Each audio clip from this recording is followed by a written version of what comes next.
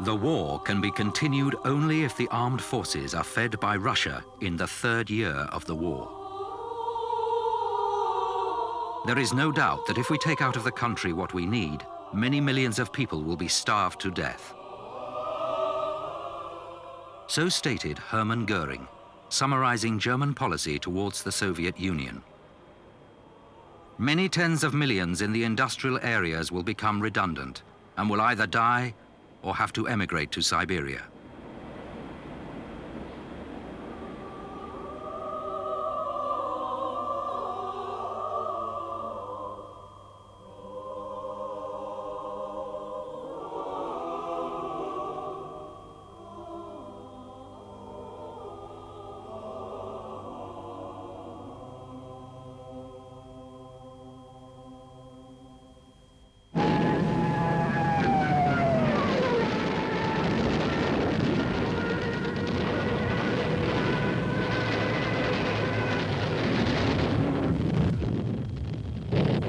The launch of Operation Barbarossa, the invasion of the Soviet Union on the 22nd of June 1941, was Germany's most desperate gamble of the Second World War.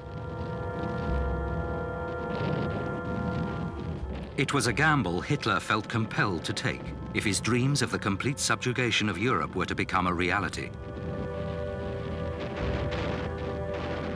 The result was the commitment of 3 million troops, 4/5 of Germany's total, to the most atrocious conflict in the history of warfare.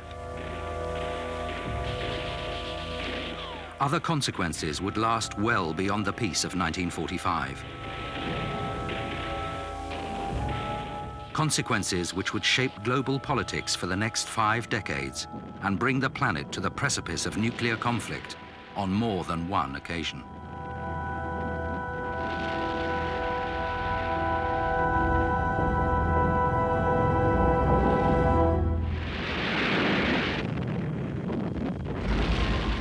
In 1941, the conquest of Russia would not only have provided Germany with the agricultural and industrial supplies to ensure Hitler's mastery of Europe,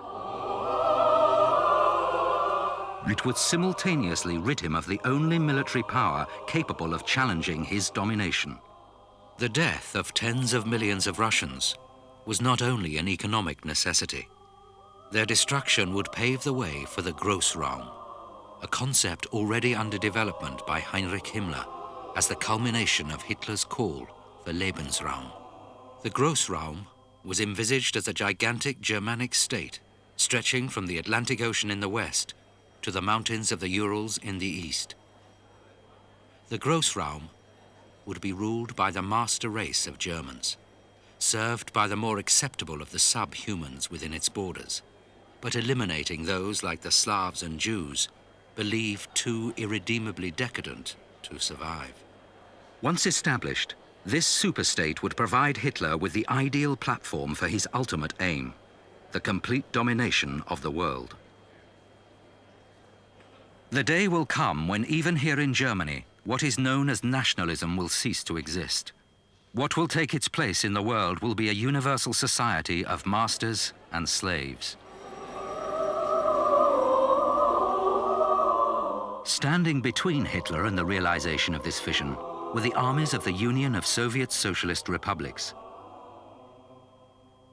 a fighting force whose condition of unpreparedness paid tribute to the paranoia of its political leadership and the excesses of a state which vied with Germany in the extent of its totalitarian oppression.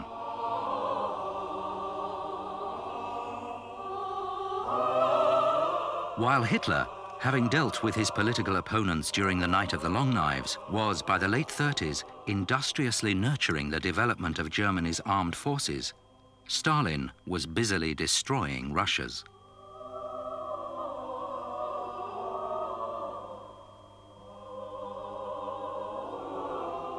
In 1936, Marshal Tukhachevsky, Chief of Staff of the Russian Army, was executed for treason following a trial which lasted only a single day. 6 of the 8 generals forming the court-martial which condemned him were themselves to be executed soon after. By the end of the purge, the Russian army had lost 3 of the 5 remaining marshals of the Soviet Union. all 11 deputy ministers of defense, 75 of the 80 members of the military Soviet, all the commanders of the military districts, 13 of the 15 army commanders, more than half the corps commanders, and approximately 30% of the officers below brigade level.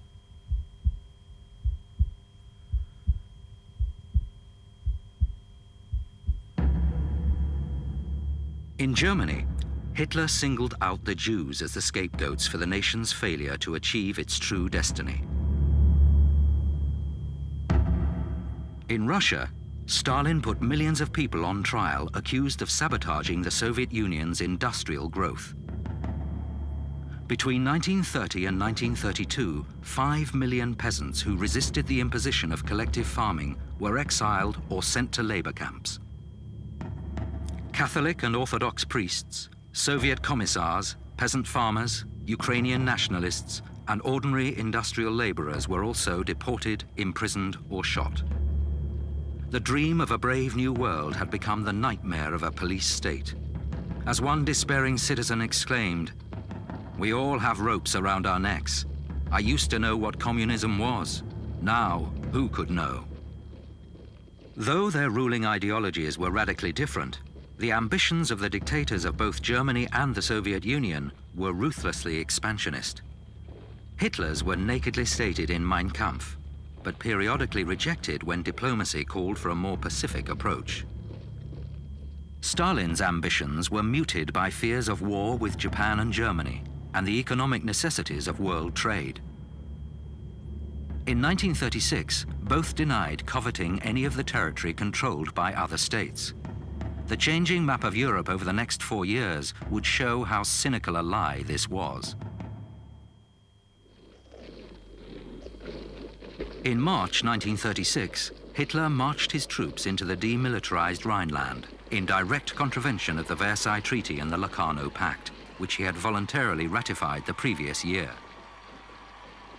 It was Hitler's first major territorial aggression. Had France done more than lodge futile protests with the League of Nations, it might well have been his last. Hitler was out on a military and political limb.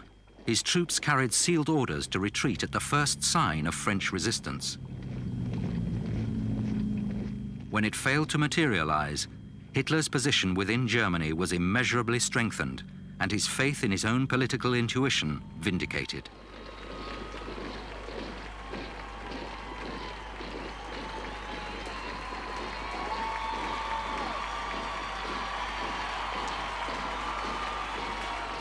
Hitler's next bloodless coup occurred in 1938 with the annexation of Austria.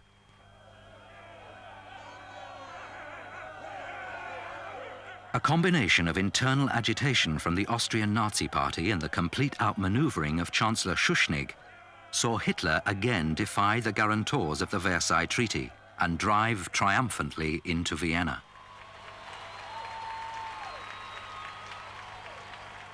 Germany now controlled the Danube Valley and menaced Czechoslovakia from 3 sides. It was not long before this menace would be transformed into outright aggression.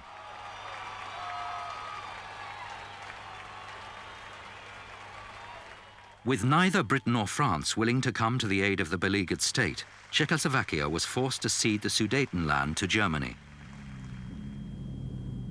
Hitler declared his expansion in Europe was at an end. Chamberlain, the British Premier, proclaimed that Hitler was a man who could be relied upon when he had given his word. 6 months later, German armies occupied Bohemia and Moravia.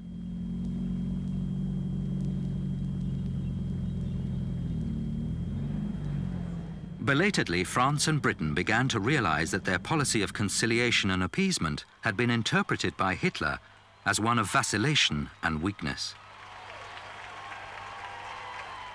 In the words of Winston Churchill, they had been weighed in the balance and found wanting. As they attempted to compensate for their earlier blunders by guarantees of military support for those countries still threatened by Hitler, they committed yet another. they alienated the Soviet Union.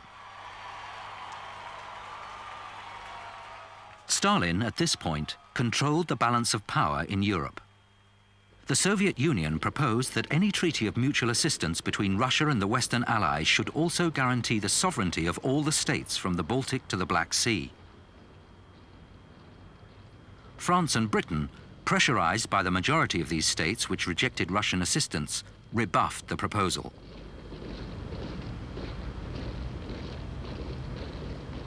Having ignored the desperate pleas of their strongest ally, Czechoslovakia, they now succumbed to the sensibilities of their weaker ones. It was a mistake for which they would pay dearly.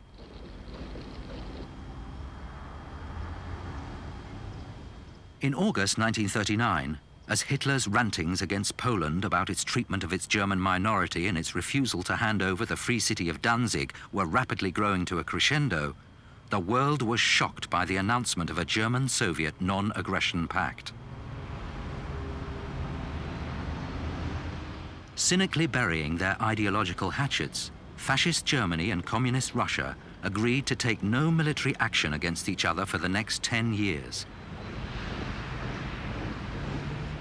In a secret additional protocol to the pact, they also agreed to divide the independent states of northeastern Europe between them.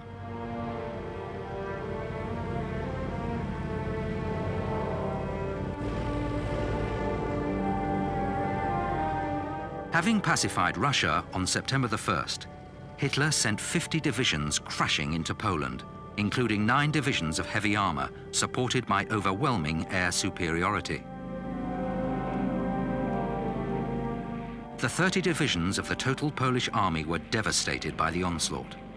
The 500 planes of the Polish Air Force were destroyed within days. Despite its pre-war confidence, the Polish military leadership proved poor in the extreme, and some of their tactics, such as charging of tank units by cavalry, bordered on the insane. By the end of the month, a giant pincer movement from the west and the east saw Warsaw crushed within the jaws of its conquerors.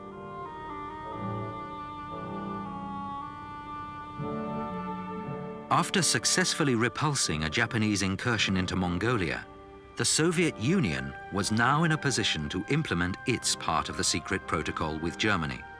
6 Russian armies invaded eastern Poland on the 17th of September. Collapsing under the weight of the struggle in the west, Poland could offer little resistance. The German and Soviet armies appropriately met at Brest-Litovsk, where peace between both nations had been agreed in 1918, and proceeded to redefine their respective spheres of influence.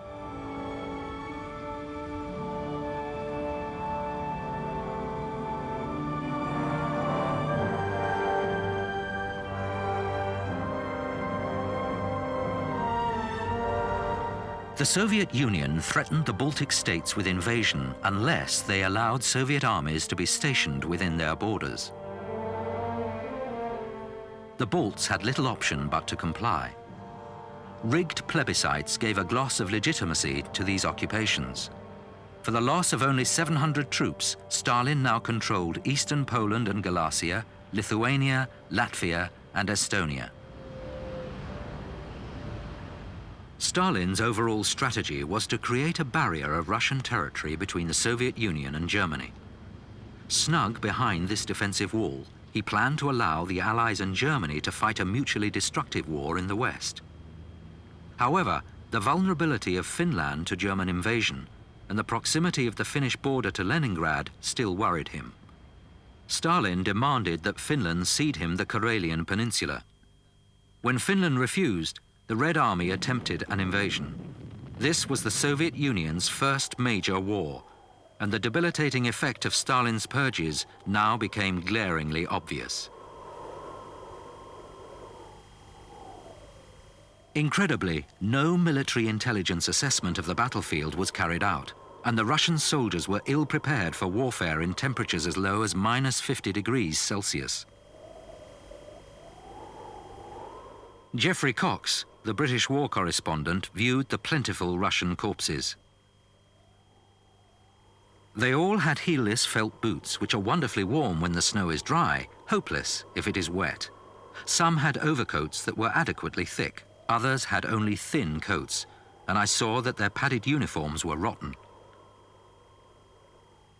Few looked adequately clothed for this terrible temperature.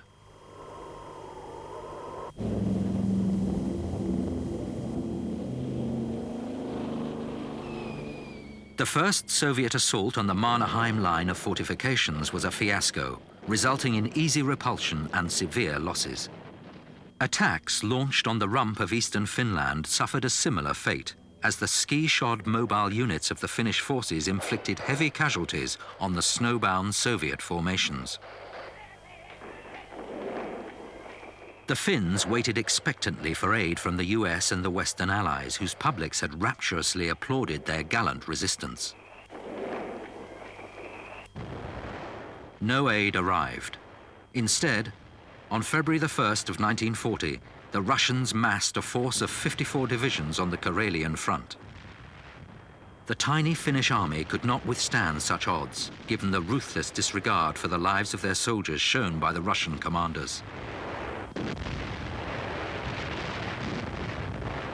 By March the 12th, the Finns were suing for peace. Finland had suffered 58,000 casualties. Nikita Khrushchev, later to succeed Stalin as the tacit dictator of the Soviet Union, reckoned Russian losses close to 1 million. The Russians annexed not only the Karelian Isthmus, but also a wide swathe of territory to the north of Lake Ladoga.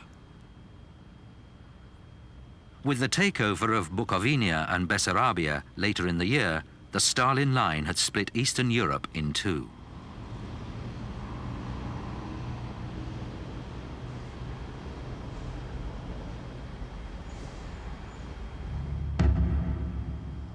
But the war of attrition which Stalin had hoped for between the Allies and Germany in the West was slow to materialize.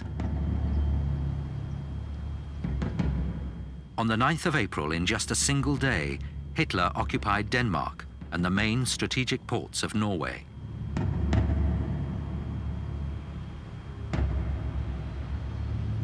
This assured him a constant supply of iron ore from neighboring Sweden, as well as the gain of valuable air bases which could be used against Britain.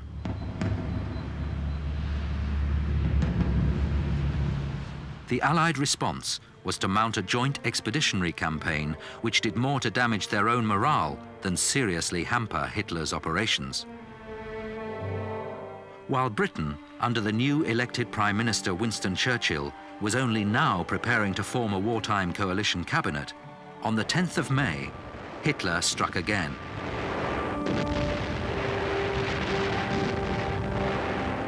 German tanks, supported by infantry, swiftly penetrated the thinly fortified borders of Holland and Belgium. Its bombers and parachute regiments destroyed airfields and bridges and blocked road and railways. The ferocious efficiency of this latest Blitzkrieg led to Holland's surrender within 5 days.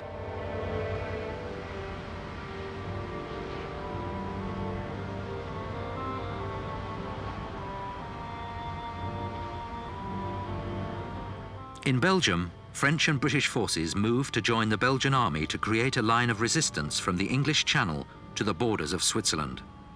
However, German armored units under General Erwin Rommel exploded the myth that the Ardennes were a barrier to tanks.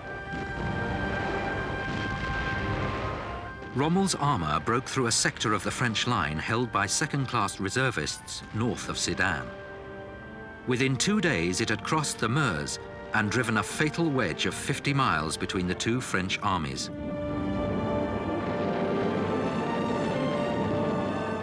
The British Expeditionary Force, and that half of the French army which had advanced into Belgium, was now cut off.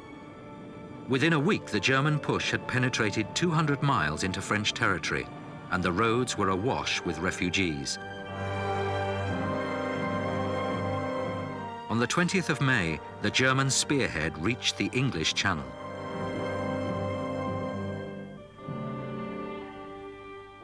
The reaction of one British Air Force officer expressed the general astonishment at German tactics. "This is like some ridiculous nightmare. The Germans have taken every risk, criminally foolish risks, and got away with it. The French General Staff have been paralyzed by this unorthodox war of movement. The 1914 brains of the French generals are incapable of functioning in this new and astonishing layout."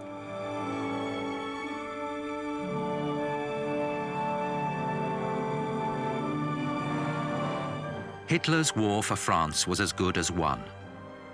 The Germans' only mistake came now with their decision to halt and regroup, allowing the encircled British and French forces to retreat to Dunkirk. While the gallant flotilla of small boats ferried the remnants of the Allied northern armies from Dunkirk across the English Channel to safety, Hitler and his generals debated whether to throw the weight of their armor to the right or left of Paris. On June the 5th, they launched a series of attacks southward from the line of the Somme, supported by a major advance through Alsace. Paris capitulated on the 14th of June. While the worn-out French army continued to offer stubborn resistance, the German advance proved irresistible.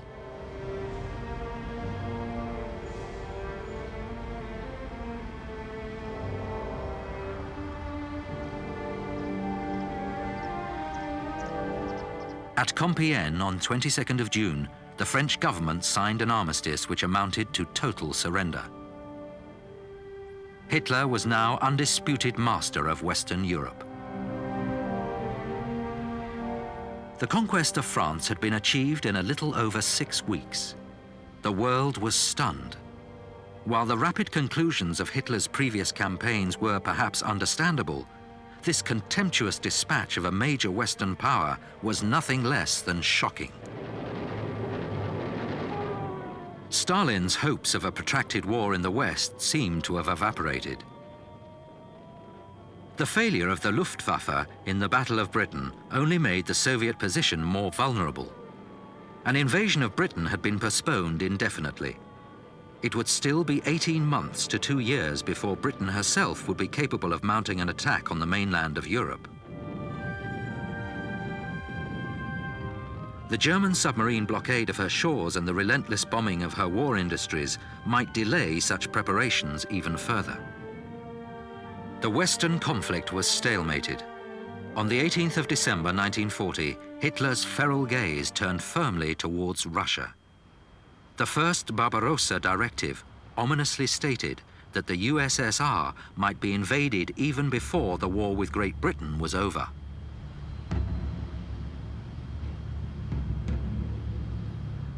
Though Stalin accepted that war with Germany was now inevitable, he decided Russia had until the spring of 1942 to prepare herself. Even when he received urgent warnings from British and American governments, supported by intelligence from his own agent network that an attack was imminent, Stalin stolidly ignored them. He refused to acknowledge a reality which did not conform to his own preconceptions. His fanatical rejection of unwelcome information was so fierce that vital intelligence concerning German preparations were kept from him by subordinates fearful of the violence of his reaction. As the German build-up toward Operation Barbarossa continued, Stalin went to great lengths to pacify Hitler.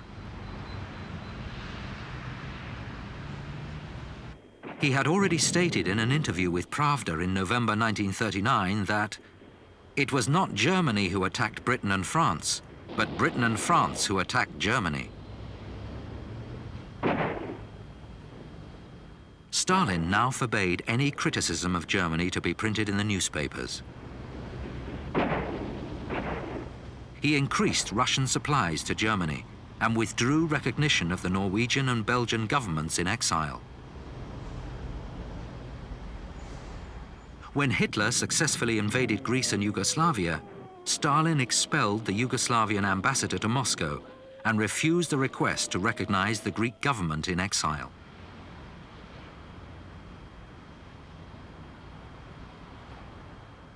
Stalin felt he was continuing to buy time by these unrequited concessions, but his use of the breathing space which he had already obtained was far from enterprising.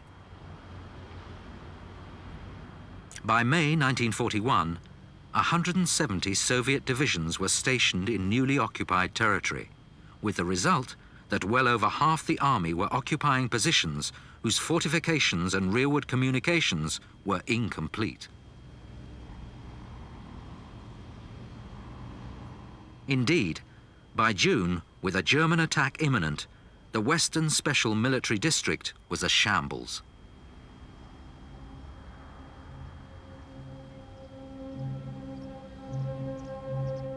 Many formations were between 6,000 to 7,000 men short of wartime establishment.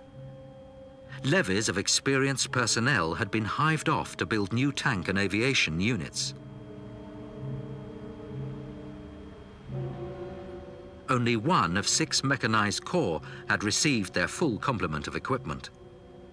3 of the 4 motorized divisions had no tanks, and 4 out of every 5 vehicles in the tank fleets were obsolete.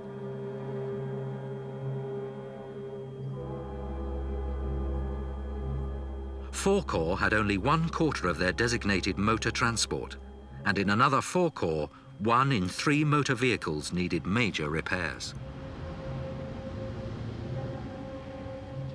In the Air Force, 2 of every 3 aircraft were obsolete. Only 1 in 5 crews could fly during daylight under instrument conditions, and there was no centralized air command at front level. Just over half the airfields in the western area held fuel supplies. Communications relied primarily on wire services and the national telephone and telegraph system. Only 1 in 4 army and airfield units which should have been equipped with radios actually had them.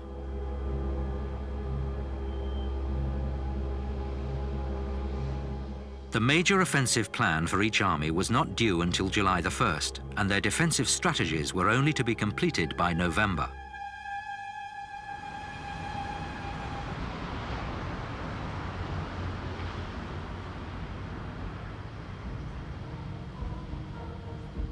The German armies, which the 170 understrength divisions of Russian troops faced, were awesome.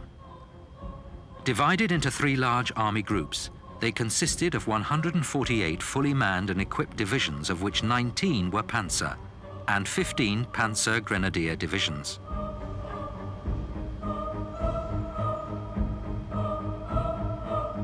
Army Group South was commanded by Field Marshal Gerd von Rundstedt and was charged with seizing Kiev and taking control of the Ukraine as far as the river Dnieper.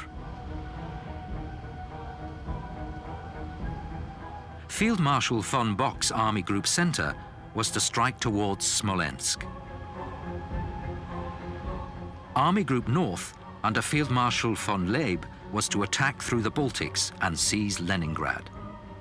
The 3 German army groups were supplemented by 500,000 Finnish troops advancing from their homeland in 14 divisions, and 150,000 Romanians attacking along the Black Sea towards Odessa. These forces fielded 3,350 tanks, over 7,000 artillery pieces, 60,000 motor vehicles, and 625,000 horses. The Luftwaffe devoted 80% of its operational strength, 2,770 aircraft, to the build-up for Barbarossa.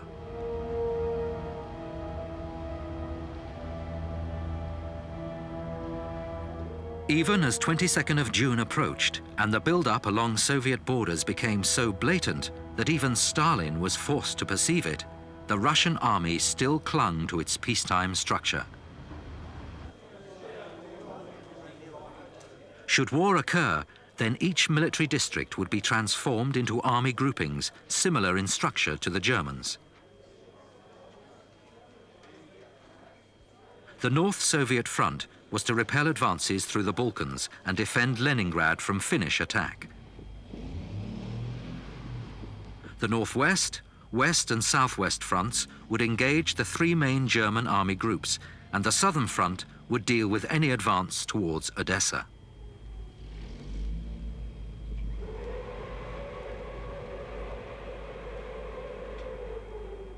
Behind the lines, the contrast between the warring nations could not have been greater.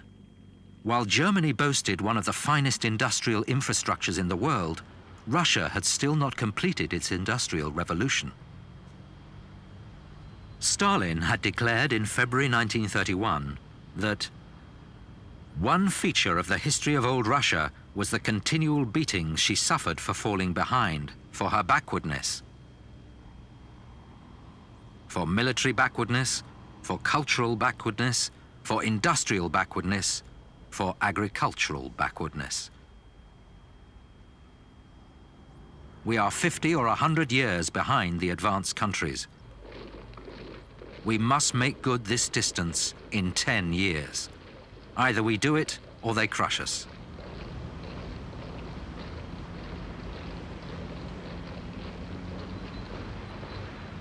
By 1941, a generation of upheaval had left its mark economically and psychologically. Revolution and civil war had been followed by the destruction of the peasantry and their enforced collectivization into kolkhoz. Whole segments of the population had been uprooted and transported to work the new industries set up in the mineral-rich regions of Siberia, the Urals, and Kazakhstan.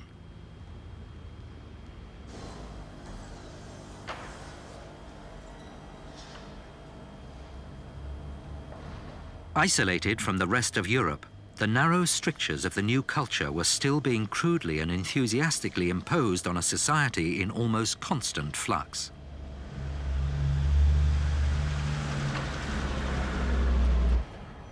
Through the increased use of informers and the expansion of the NKVD, Stalin had turned the Soviet Union into a dour and frightened police state. The NKVD, the People's Commissariat of Internal Affairs, administered not only the police, but also many of the new industrial plants in the East. Criminals in the West had to be found to man them. Justice, as excerpts from the Digest of Soviet Justice shows, had become arbitrary and brutal. Sometimes crimes were too great to allow the accused even the privilege of serving the nation in a labor camp. For having used property belonging to the kolkhoz without permission, in this case a horse and a boat for fishing, the tribunal applied the decree of August 7, 1932, and passed the death sentence.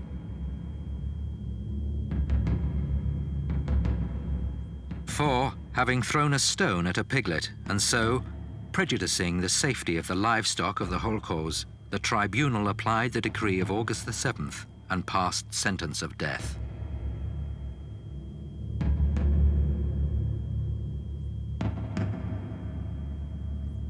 The Russian people, deprived of news of the build-up on their borders and subject to a media devoid of any mention of the increasingly anti-Soviet rhetoric of Hitler, were totally unprepared for the latest disaster which was about to descend upon them.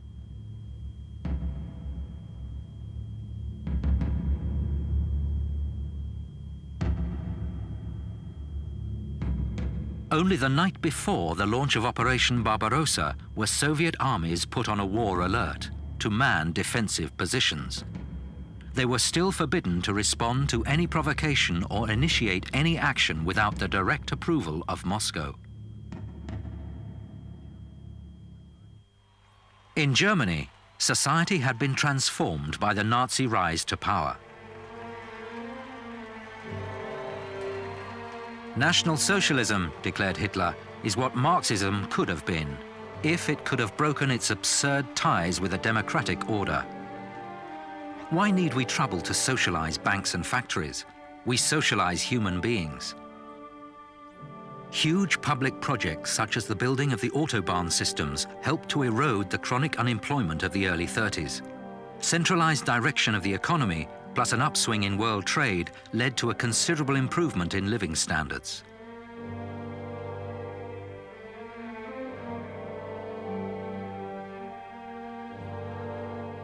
These material improvements were paid for by the intrusion of Nazi culture into every aspect of society. Artists were forbidden to use colors which were not perceived in nature by the normal eye. Religion was transformed into Führer worship. At the 1934 Nuremberg rally, Hitler Youth sang, "No evil priest can prevent us from feeling we are the children of Hitler. We follow not Christ, but Horst Wessel." Women had their own battlefield. With each child she brings into the world for the nation, she is fighting her fight on behalf of the nation. The penetration of Hitler's own personality cult into everyday life reached its zenith with the command that all citizens use the German greeting, Heil Hitler, on every occasion that they met.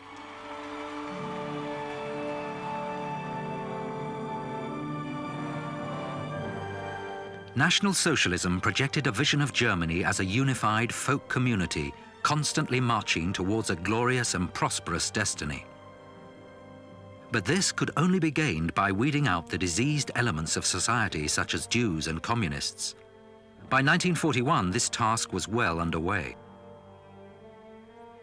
Auschwitz was established in 1940, and the Warsaw Ghetto sealed off in October 1940. Talks were already afoot to build more Polish concentration camps to deal with the Jews of Germany's allies and the other occupied territories. In the spheres of influence between the two Eastern European protagonists, chaos reigned. In the German-occupied states such as Poland and Slovakia, local economies were ruthlessly subverted to the German war effort. Economic conditions were made deliberately harsh to encourage the flow of migrant labor to Germany. In the Russian-occupied Baltic states, there was a similar economic oppression.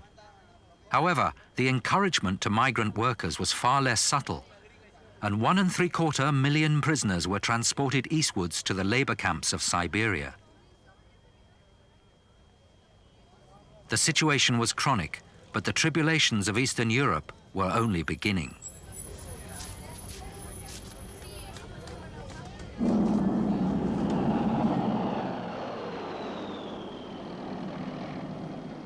At 0400 hours on the 22nd of June 1941, the maelstrom, which was Barbarossa, finally erupted. The German armies of the Blitzkrieg sliced through the Russian forces on every front. Faced by the results of his intransigent refusal to act, Stalin panicked. While his army headquarters desperately tried to piece together the most rudimentary picture of what was occurring, he ordered an immediate counteroffensive on all fronts.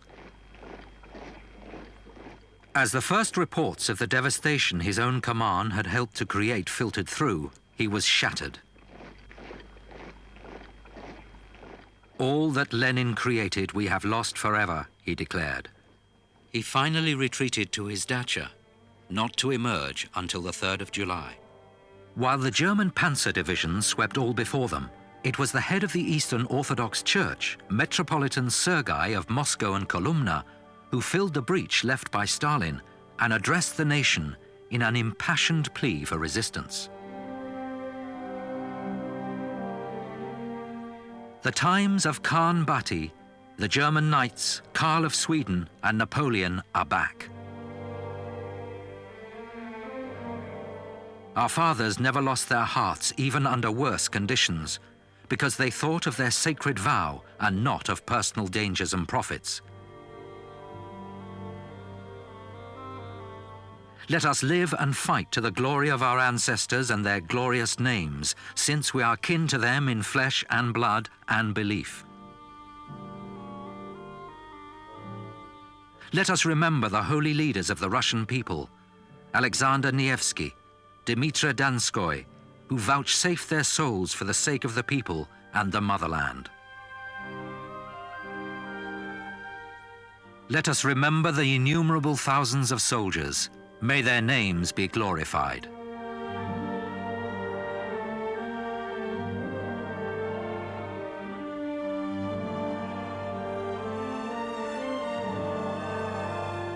Not only did the Metropolitan Sergei fill the vacuum of leadership at the head of the Russian state, he also presented Stalin with a platform for encouraging the Russian people, which would serve him well throughout the war.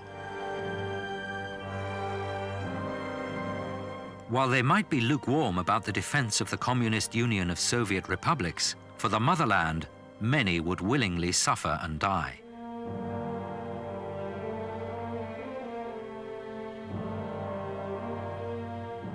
At the front, the rapier thrusts of the German panzer divisions were skewering through the chaotic Russian defenses. The panzer groups created deadly breaches in the Soviet line, slicing the Red Army into isolated segments. The supporting German divisions then moved forward in encircling advances which surrounded these pockets of defenders. The ferocity and effectiveness of the panzer attacks was so great that some of the pockets were gigantic. Groups of up to 15 Russian divisions were surrounded and mercilessly pummeled into surrender.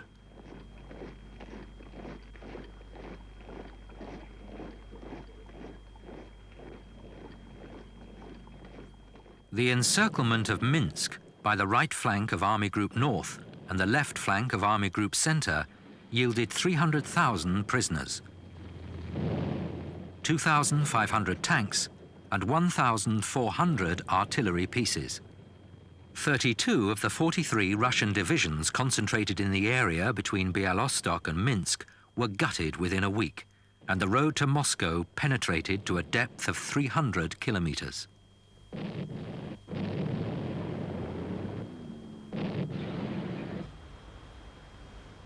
The remainder of Army Group North scythed into the Baltic, capturing Riga, the Latvian capital.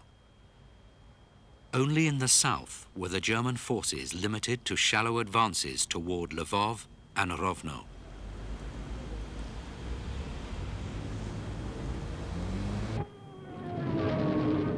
In the skies, the Soviet Air Force was faring even worse than the land army. The mainly obsolete Russian fighters, 20 to 100 miles an hour slower than the Messerschmitt 109s, were constantly outfought. Many of them never got the opportunity of aerial combat. The Luftwaffe claimed to have destroyed almost 1,500 aircraft on the ground during the first day of Barbarossa. On the second, one commander of a Russian bomber group committed suicide after 12 German fighters accounted for 600 of his aircraft. Without radar, without ground control, and often without sufficient fuel, the Russians were driven to desperate tactics, such as using their aircraft to ram German planes. The inventor of this hazardous maneuver, Lieutenant Mikhail P. Zhukov, survived to become an ace with 9 kills and 5 shared victories to his credit.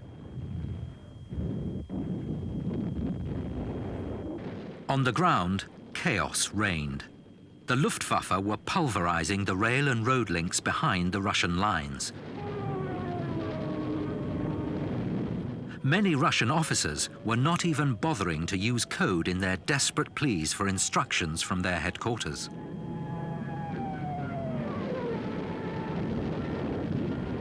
Struggling masses of uncoordinated troops were being slaughtered by the Germans as they attempted to obey Stalin's orders to counterattack. Others were being machine-gunned by their own military police for fleeing from positions which were worse than hopeless. By July the 3rd, the battle for the frontier was over. The German armies had advanced along a line from the river Dvina in the north to the Dnieper in the south. General Halder, chief of the German General Staff, was declaring that the war against the Soviet Union had taken only 14 days to win. But German intelligence had totally underestimated the reserves which Russia could command. By July the 1st, 5,300,000 men had been mobilized. Stalin emerged from his isolation to broadcast the message of patriotism and resistance to the nation. For once, the Russian people were told the truth. The pre-war complacency which Stalin had done so much to foster had now to be undone. In Leningrad, when news of war reached the factories, the general consensus was a Russian victory within a week. Well, it won't necessarily be over in a week, one Russian worker was reported as saying. It will take them 3 or 4 weeks to get to Berlin. A grave danger hangs over our country, announced Stalin. The issue is one of life or death for the Soviet state, for the peoples of the USSR. Stalin now took direct control of the Red Army. One of his first moves was to recall those generals who had most conspicuously failed in the field and have them shot.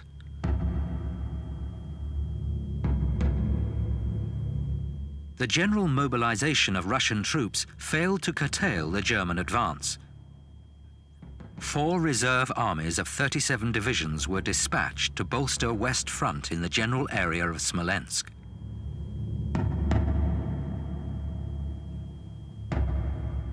The Germans countered with yet another encirclement, and the panzer groups of General Hoth and Guderian smashed through the Soviet line, and 300,000 Russian troops were caught in an indefensible pocket.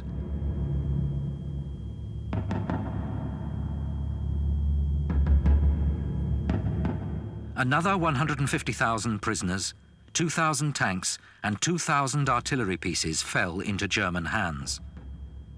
Goebbels announced that the eastern continent lies like a limp virgin in the mighty arms of the German Mars.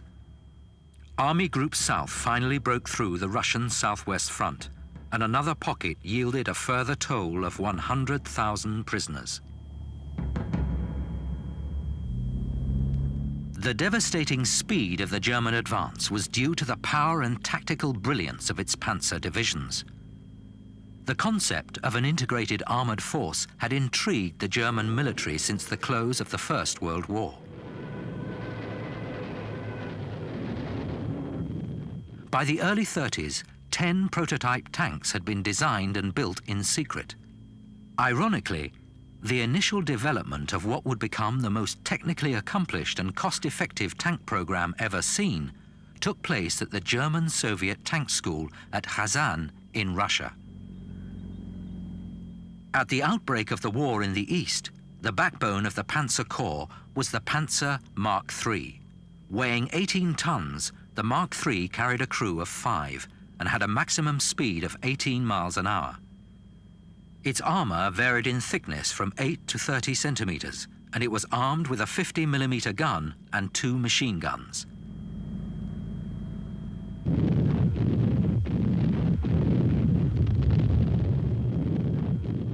Backed by the close support Mark IV, Panzer Mark IIIs would sweep all before them, until the Russian T-34 made its appearance in numbers.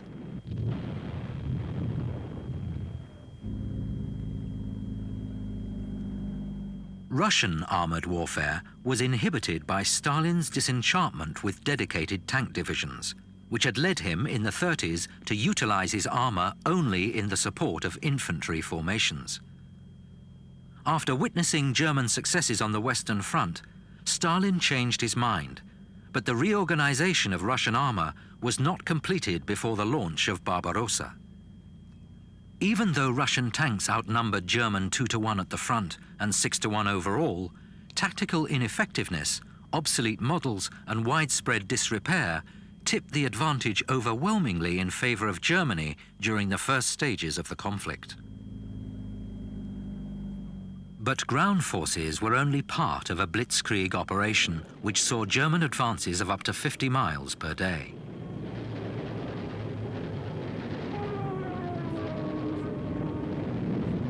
The Panzer Corps were supported by Junkers Stuka. It was at its most fearsome as a dive bomber. Screeching out of the sky like some furious raptor. Its air brakes allowed it to slow to a speed which enabled its bomb load to be delivered with almost pinpoint accuracy.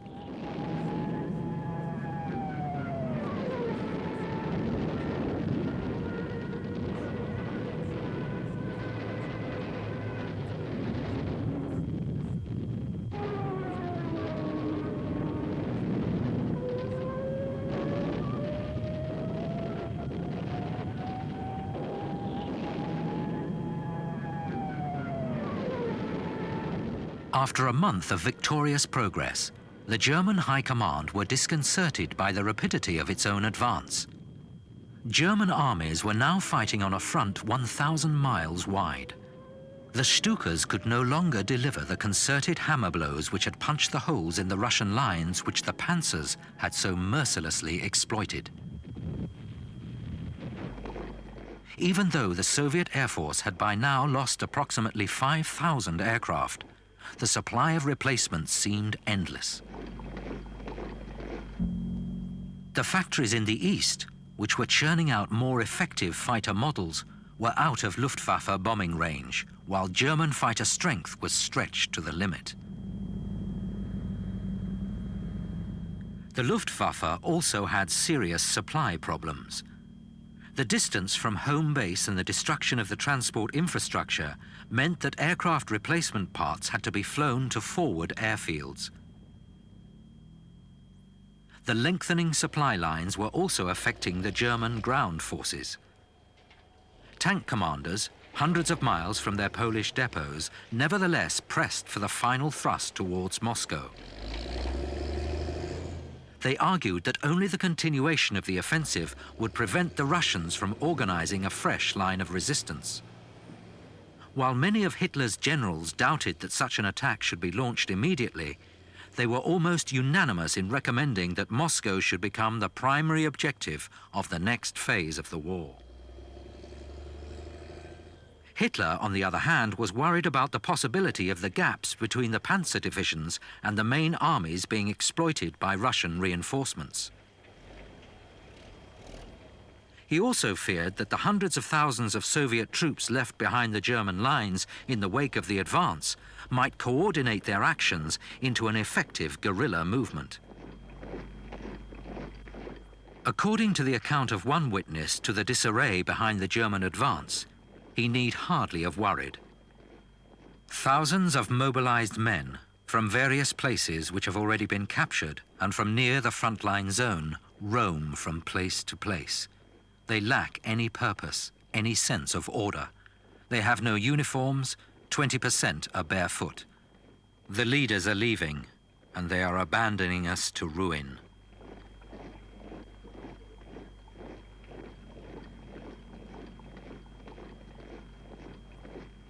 Hitler had never been fully convinced of the importance of Moscow and continued to regard it as a secondary objective. The debate stretched out until mid-August. A vital month of summer weather was wasted. The Russians had the breathing space to throw reserve divisions into the gaps in their defenses. Barely trained, poorly equipped, some in the battered remnants of their civilian clothing, their stubborn ferocity meant that they were still a force to be reckoned with. Eventually, the generals were silenced, and two major objectives were set: the capture of Leningrad and the fall of the Ukraine. A giant pincer movement involving half of Army Group Center and the left flank of Army Group South began to close its jaws on a huge pocket of Russian forces to the rear of Kiev. Field Marshal Zhukov, the Soviet Chief of Staff, pleaded with Stalin for a strategic withdrawal of the troops defending the city. He was dismissed from his post. Marshal Boudinny of Southwest Front asked Stalin's permission to withdraw. He was relieved of his command. Marshal Timoshenko, the newly appointed Southwest commander, arrived just in time to see the trapped Soviet divisions crumble. The 600,000 prisoners taken by the Germans remained the highest number ever captured in a single engagement.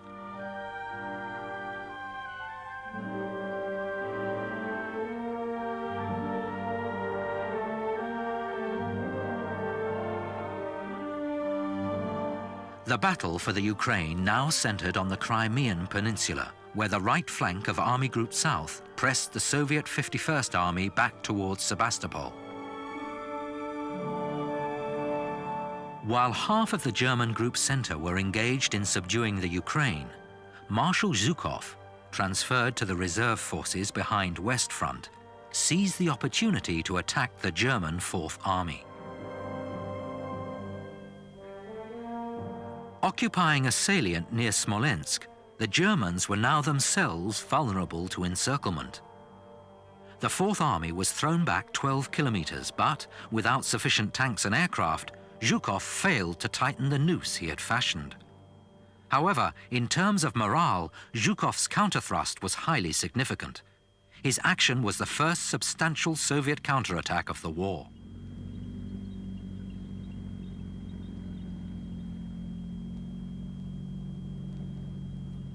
Hitler's response was to regroup Army Group Center and prepare the most critical operation of the campaign. Operation Typhoon, the drive toward Moscow, was finally underway.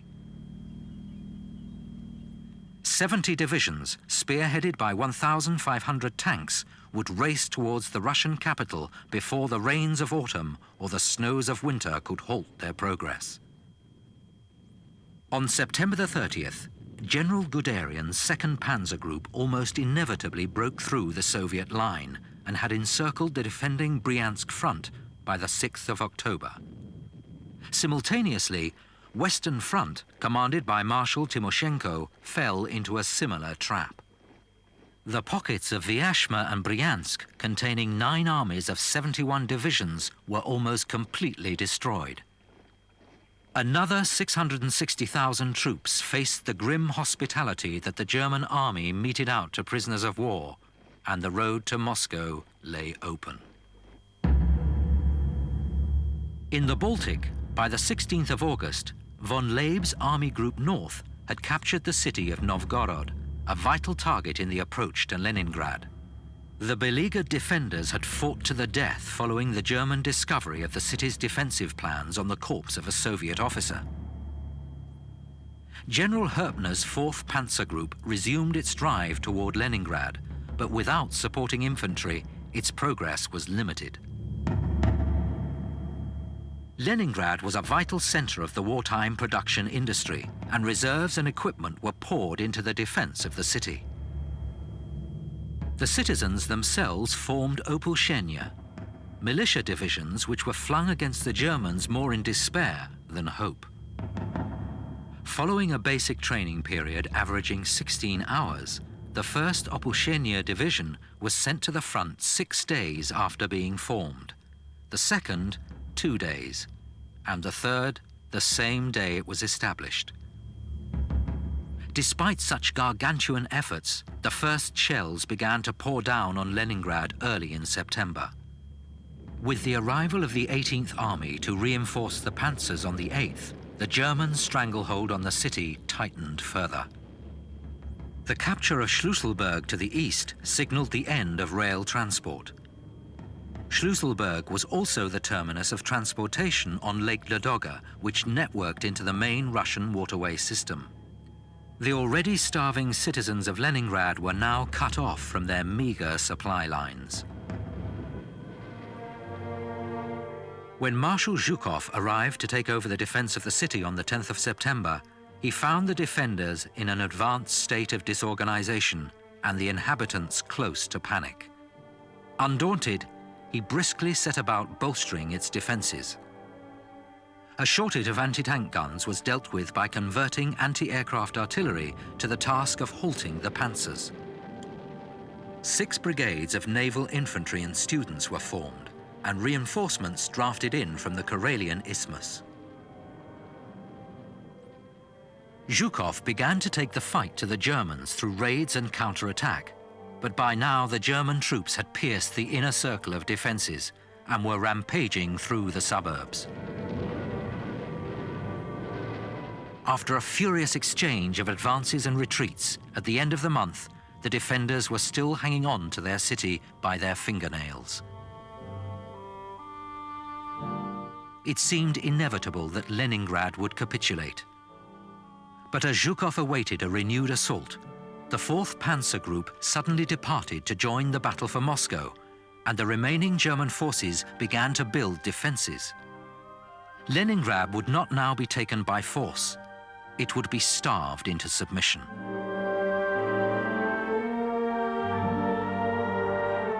By mid-October, the German invaders controlled all of Western Russia on a line from Leningrad in the north to Rostov on the Black Sea, and the Red Army was still retreating before them.